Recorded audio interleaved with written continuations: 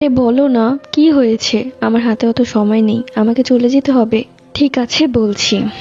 আমি কি আমি আহ, আপনাকে ভালোবেসে ফেলেছি। ইমতিয়াজ চুপ হয়ে গেল এবং নাজিরার দিকে তাকিয়ে আছে। কি হয়েছে, কিছু বলছেন না কেন? কি বলবো? এটাই বলুন যে আপনিও আমাকে ভালোবাসেন। না, আমি তোমাকে ভালোবাসি না, পারবো না বলতে। কি? তুই আমাকে ভালোবাসিস না?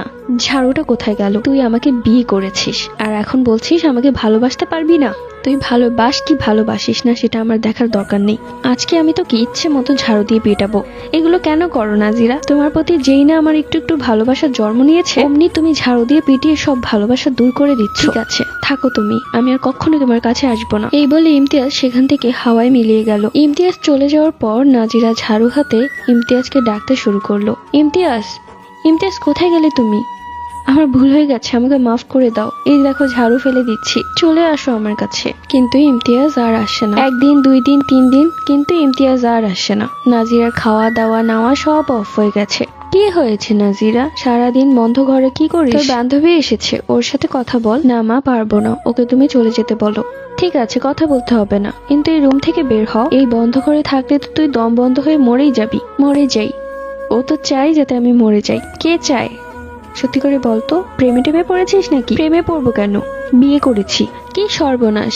বিয়ে করেছিস? কাকে বিয়ে করেছিস? কাকে আবার? ইমতিয়াজকে। ইমতিয়াজ?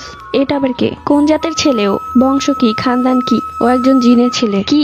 তুই কি পাগল হয়ে গেছিস? কি উল্টোপাল্টা কথা বলছিস? জিনের ছেলের সাথে বিয়ে করেছিস, তাও আবার আমাকে না জানিয়ে? তোমাকে জানাতাম, কিন্তু হুট করে বিয়েটা হয়ে গেল। আমি ঘুমিয়েছিলাম, তখনই তারা আমাকে নিয়ে বিয়েটা পড়িয়ে দিল। ও, এখন বুঝতে পারছি, ঘুমের ঘরে কি সব স্বপ্ন দেখেছিস, তাই না? এটা স্বপ্ন না, এটা বাস্তব। তুমি এখন চলে যাও তো। ঠিক আছে, যাচ্ছি। একা একা পচে মর তুই। ও ইমতিয়াজ, তুমি কোথায়?